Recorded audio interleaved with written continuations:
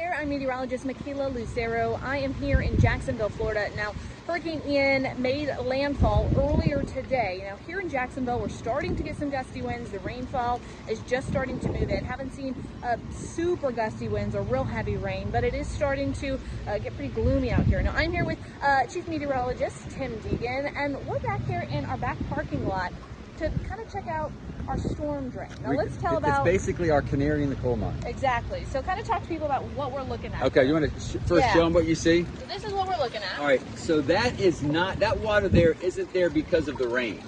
The majority of that water is the St. John's backing up into our drain. Now this is happening all over Duval, and for that matter happens with the drainage systems in St. Augustine. It's really, think of the coastal areas, especially the older urban areas where it just goes straight into the salt water. And I'm talking about estuaries where of course some of it is fresh water as well. Well, the problem is because we've had the new moon, and because now the northeast winds are beginning to pull in the ocean water, all of the other waters are backing up. That's part of the forecast. We saw that happen with Irma. We saw that happen with Faye 10 years prior to that. It's part of dealing with tropical systems here on the first coast. So, although there's a lot of numbers that we're going to look at, and it's fantastic data, right here basically in our back parking lot, we have the canary. So what we'll probably see, I would suspect, because tonight will be our first critical high tide, we'll see how much this is beginning to back up through the drain.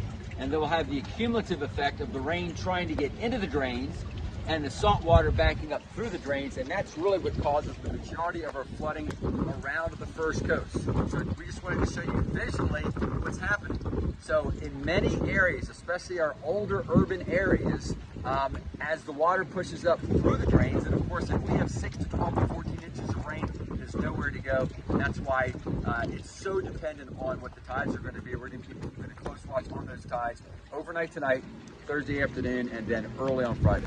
Early on Friday, perfect. And we'll continue to keep you updated on air, online, and on all of our social media pages.